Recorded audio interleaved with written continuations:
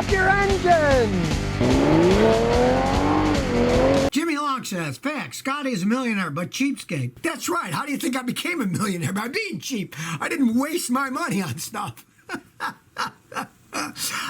My wife's the same way. We do not like wasting money on stuff. My oldest son laughs at us because we have skin cream, right? It comes in a tube, and when it won't come out anymore, we cut the tube in half and stick our fingers in the top and the bottom and use it for another 2 to 3 days. That's how cheap we are. But I don't like wasting money. I see it as foolhardy. You come into life with nothing, naked, and you leave with nothing. So, why waste it on stuff? I mean, I plan on taking a lot of vacations in the near future, but, that's fun. You get to see stuff. Spend it on the grandkids. Educate your grandkids. Send them to college. Don't waste it on something stupid like a gigantic house that you don't need because there's only you and your wife. Downsize as you get older. It only makes sense. Mark Francis says, Scotty, I live in Australia. Should I consider a Lexus instead of the usual German cars, Audi, BMW, even though Lexuses sell few cars here compared to the Germans? Are parts easy to find?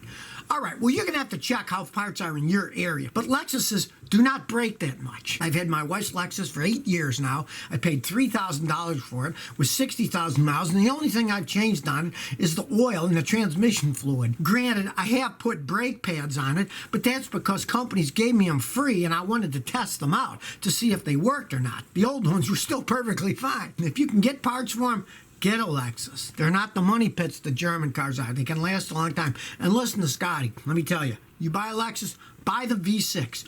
Don't buy the V8. Here in the United States, even the V8s cost more. The parts cost more. As an example, if you have to change the starter on a V8 Lexus, you got to take the intake manifold off. You might end up costing you $1,000. The other ones, like my wife's, when her starter went off, took me half an hour. Jack it up, pull the starter out the bottom, put it back on. Was a nothing deal. Stick to the V6 Lexuses. They got plenty enough power. Nicholas Hazlitt. My great aunt is giving me her '01 Lincoln Town Car with 40,000 miles. This is a good choice to keep it? Definitely. Those things go 200,000-300,000 miles, and it's your great aunt, so you know it's not a lie. Somebody lying about the mileage. That thing can last a long time. They don't make them anymore, but those old V8 engines on the highway, they're not that bad. I got customers get like 25, 26 miles a gallon on a highway with those things. Good car, and you're getting it for nothing, too. It's one broadcast. Hey, Scotty, my 2001 F-150's rear bounces when I go on rough parts over 65, but on smooth highway, it's smooth. Could I just have bad rear shocks? Yeah, pray it's just that. The springs might be worn too, but generally that's the shocks. And take Scotty's advice. Buy 2 good ones. Don't go to a discount auto parts store and buy the cheapest ones out there. You want the highest quality ones you can possibly get, then they won't bounce. If you can find something like Bilstein's that really gives them a better ride even than the stock one did. Don't buy the cheap ones, buy good ones, and it should fix your bouncing. Now, if it doesn't, it means the springs are worn out, and that's pretty expensive, but generally that old. It's the shocks will do it when high speeds. It'll bounce around, but when it's smooth, it won't. That's almost always the shocks. Do check the tires, too. Jack it up and spin them. See if they're out around or cracked or anything. Preston Law says, I got an 05 Scion XB, 248,000 miles automatic tranny. My shop installed Roster cruise control kit. Now the cruise disengages randomly on flat ground and going uphill. Why? Well, because those idiots didn't know what they were doing. Here is the problem. I do not advise to put any of that aftermarket stuff on cars, especially the guys that say, oh, I want a remote starter for my car. It's so complex putting that stuff on, and your guy obviously screwed up. Go back to him. He didn't put it on right. And the problem is, when you go with these cruise control kits, try to get information when you got a problem from the company that makes them. Good luck. I've had customers try that over the years. They never get anything from the company, or if it's a Chinese company, they get some cliche thing that says, call this number. If you have a problem, you call it up, and they don't even speak English, or they don't know what they're doing. I mean, I've even had that happen to me when I tried to do it for customers. I don't even put those things on anymore because there's too much headaches, and there's no feedback from these companies, and there's no product support. So take it back to the guy that put it on. If he can't figure it out, hey, put it back to the way it was. And then goes to somebody who knows what they're doing and installs something that works correctly. Mini Logic says, morning, Scotty. I was wondering if the 2010 to 2012 Fusions with 2.5 or 3-liter engines were reliable. I'd go with the 3-liter engine. They're pretty reliable vehicles. My neighbor's got one, and he's real happy with the car. Fusion was when Ford owned part of Volvo, and it kind of fused Volvo and Ford, and they've got nice rides. They run pretty good. They don't make them anymore because they've given up with sedans, Ford, but those are decent vehicles. But on the other hand, since they don't make them anymore, don't overpay. When a car's not made anymore, you can always get a better price on it. Even if it's a good car, you say, hey, they don't make those anymore. And you got a good bartering tool. I learned that from my grandfather, who was like a horse trader. He actually did trade horses when he was younger. Then they went into cars later. Jack of all trades says, Scotty is an 03 Ranger with a 4.0 V6 with 153,000 miles for $7,000, a good buy.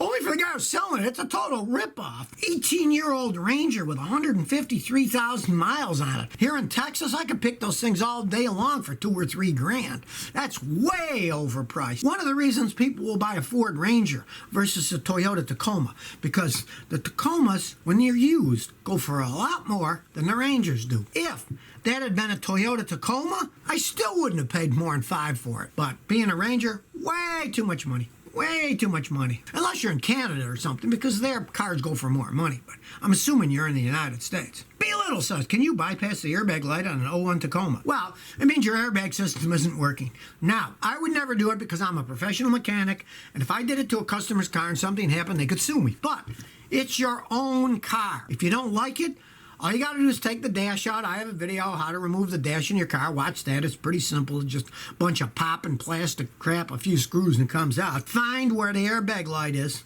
Generally, they're used to be bulbs, but now they're almost always LEDs.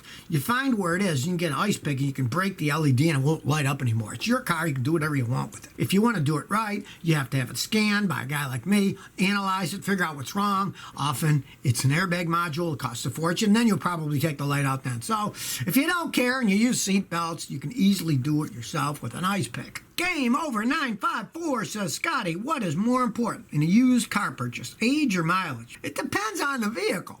Now, if you're talking about Toyota, Honda, I strictly go by mileage because if it's low mileage, it's still pretty good. But on the other hand, if you're talking about a 30, 40-year-old one, there's going to be a lot of old stuff that's going to rot. Dry seals will leak, things like that. But if you're talking about anything that's 15 years or newer, it's mileage that's the most important thing. As I've always said, highway mileage. If you find a guy who's a salesman and most of his driving is on the highway, highway mileage is equivalent to 10% city. So if you had a 100,000-mile highway driving in 1 year, that's like 10,000-mile city driving. So it'd still be a good car. But you don't overpay because it doesn't matter that that's the equivalent. The mileage still says 100,000 on the speedometer. You're not going to pay too much for that because if you ever sell it, people are going to say it's too many miles. I don't want to buy it. Terry Concy says, I have a chance to buy my neighbor's car in November when his lease expires. 2017 Genesis, 3.8, well-maintained. What do you think? If you can get it cheap enough and it's low enough mileage, I have a video on the Genesis, and I compared a Genesis to a Lexus. And the Genesis had 110,000 miles, and all 4 cams showed wear on my data system. I did the same thing with a Lexus that was 10 years older and had more mileage, and there was hardly any wear on the data from the cams. They don't hold up as long as Toyotas or Hondas. But before they have 100,000, they're great cars. They don't have any problems. So if it's low mileage, you get a good enough price, go ahead. But don't overpay because they only have certain resale value. The market understands that they're good cars in the beginning, but as they age, they're not like a Lexus or a Toyota or a Honda. They can go 300,000 or 400,000 miles. They're not that well made. Donkey Hawk says, good morning, Scotty. Our Chevy Impala Premier 2018 good. I'm not a GM fan, especially not the Impalas, and I believe they're not going to be making them anymore too. GM, when I was a kid, made great cars. GM and Ford were making some of the best cars in the world in that price range, in the cheaper price range, right? But they've been all going downhill. In 2018, I have a customer bought an Impala in the last 15 years that was worth beans as it aged and started to wear out. The engines would blow head gaskets, the transmissions would go out, so I would not buy one of those. Michael Ferrari says, Scotty, what do you think about Ducati? Well, I could talk for a month on Ducatis. I'm a motorcycle guy, and I know the history of motorcycles. They're fast motorcycles. They cost a lot of money, but they break all the time. They came out ages ago with this system where there's no springs in the valves. One cam opened the valve and one cam closed. Now, that was a great idea a zillion years ago because the valve spring material wasn't good enough, and they would float at high RPMs, which allowed these Ducatis to rev a bunch because there were no valve springs. the cams opened and closed the valves. But time marches on. Take the Japanese motorcycles. They have very good valve setups. A lot of them have dual springs in them. They don't get floating valves, and they can rev twice as fast as a Ducati can. So it's old technology. Now, you're going to overpay for it. They're cool looking bikes. They sound great, and they are fast. But for your money, you're going to get a much faster motorcycle if you go Japanese than you are with one of those. Those are kind of like the Harleys of Europeans. They're living on an old design and an image because, you know, I'm telling you, they're not the hottest things. They're fun to drive. But for somebody who doesn't know how to drive motorcycles, they're very uncomfortable. They're a racing design. And I've driven them, and if you drive them 400 or 500 miles going someplace, you're going to wish you didn't buy it. Your back's going to get sore.